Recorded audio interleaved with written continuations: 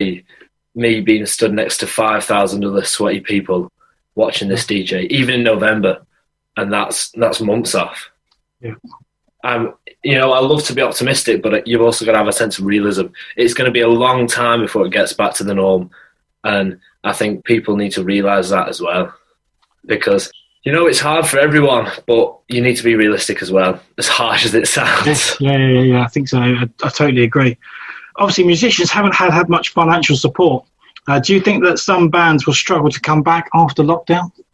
Well, some smaller bands, I think music isn't their only source of income. I think, I have another job, I've got a few jobs as well.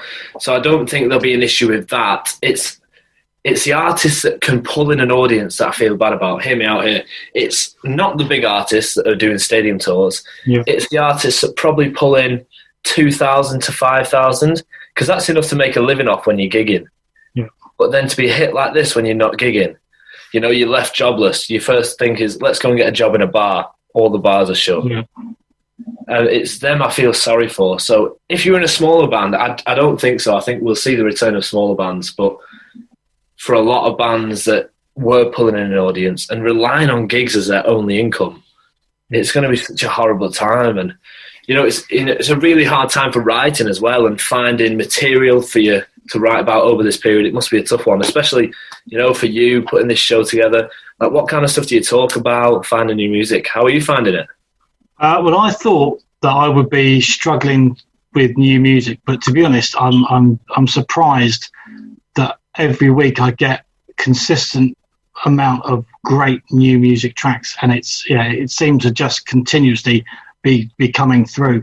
How these musicians are doing it, I don't know, but it's absolutely outstanding how they just continuously keep feeding me great music. So well, that's fantastic to hear. Like, all of us in this house are a big listener of the Premium Blend radio show, so I would know it's a correct. It gets me there every time. Right in the heart. Right there.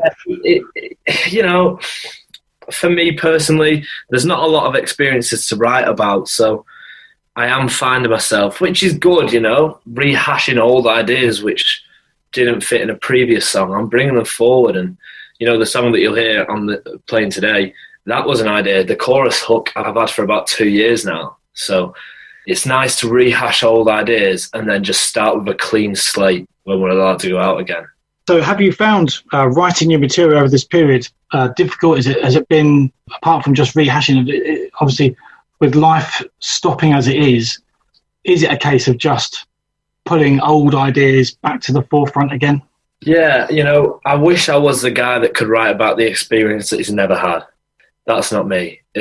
All the things that you're hearing about in my songs is something that I will have gone through, or will have gone through with someone else, whether it be a friend or something like that. Yeah. So, I wish I was that guy that could just write about something that he's concocted in his head, but that's not me. So a lack of experience at the minute is creating some sort of writer's block to a certain extent. But, the old ideas are there. I've got, in my book, I've got ideas dating back to 2017.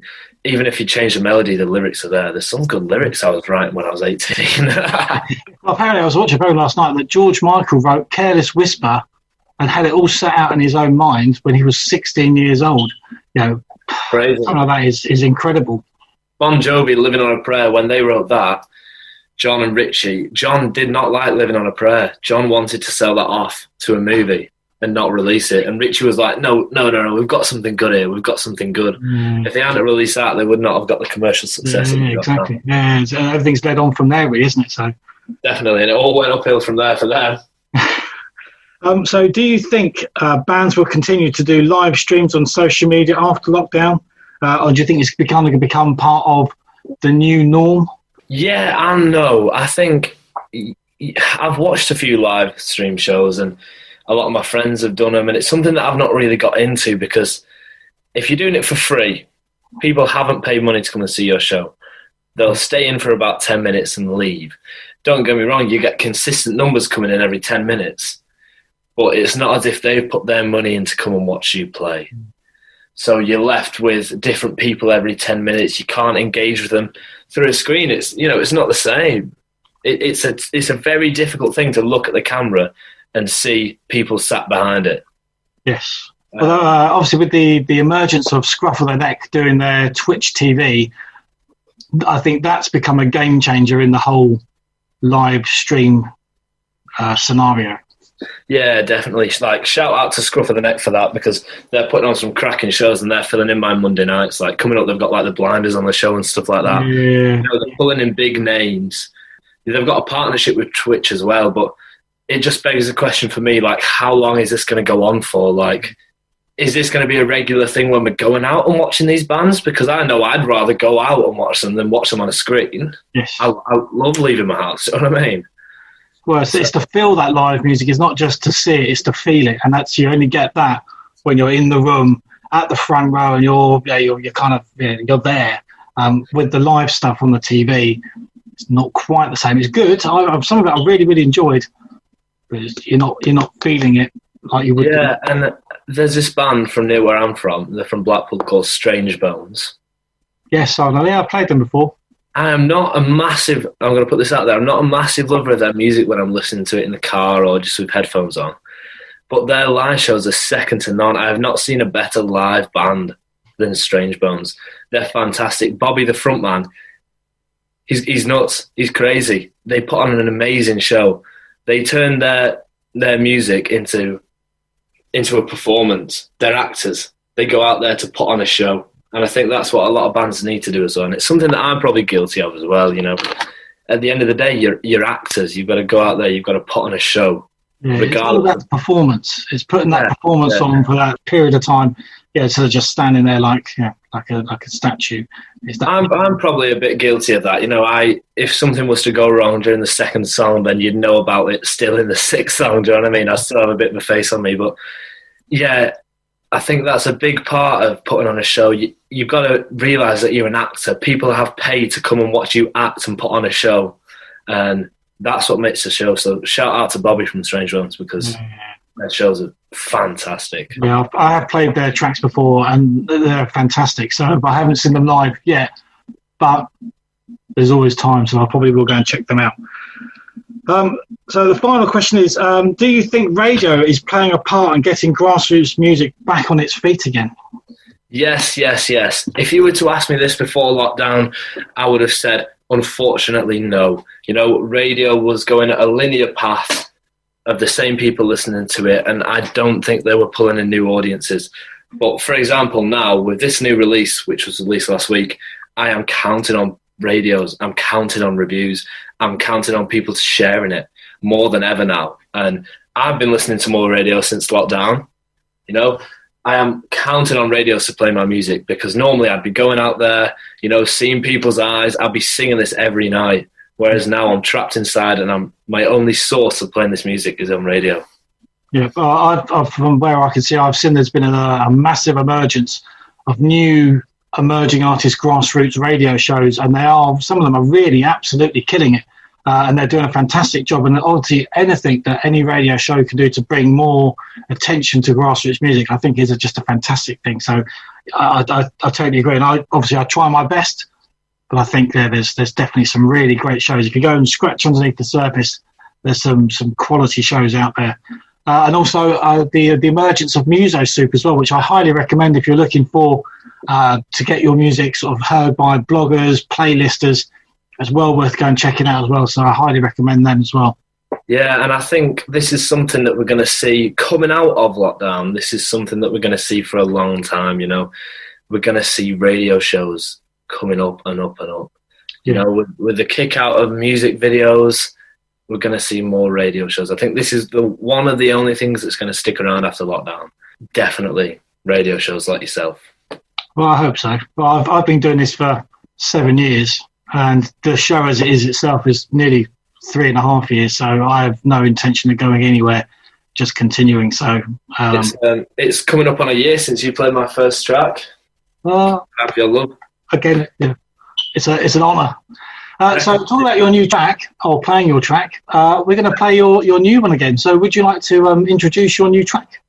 Yes, so this is the main track off my new EP, the documentation of the Fall from Grace. This track is called If You'd Stay With Me.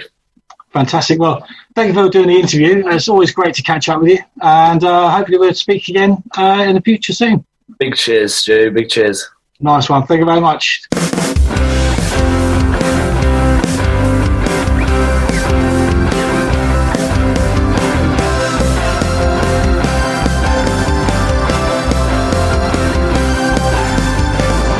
Wasn't looking for a quick fix, I was saying my hands at a hold. You won't believe me now, 'cause you've been hurt before.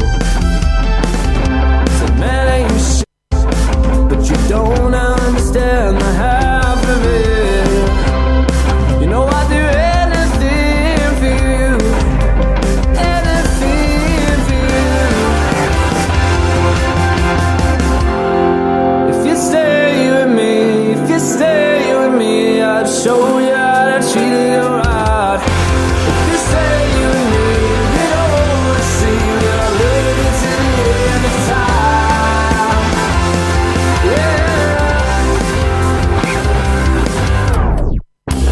Why you gotta be so rude? Then tell your girls you found a keeper. 'Cause I won't be around forever, but I'll leave mayor in your playlist. So you can't trust men, but you drove our Bobby around the bend. I'd still do anything for you, anything for you, yeah. If you stay with me, if you stay with me, I'll show you how to treat you right. If you stay with me, you'd always see that I love you till the end of time. If you stay with me, if you stay with me, I'll show you how to treat you right. If you stay with me, you'd always see that I love you till the end of time.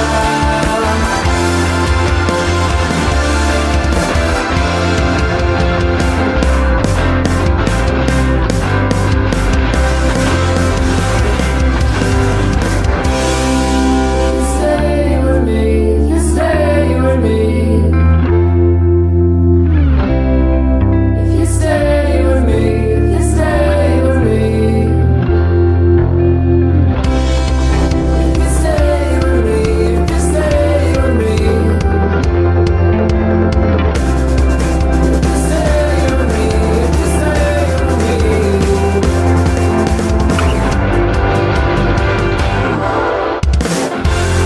If you stay with me, if you stay with me, I'll show you how to treat you right. If you stay with me, you'll always see that I love you till the end of time. If you stay with me, if you stay with me, I'll show you how to treat you right. If you stay with me, you'll always see that I love you till the end of time. Yeah.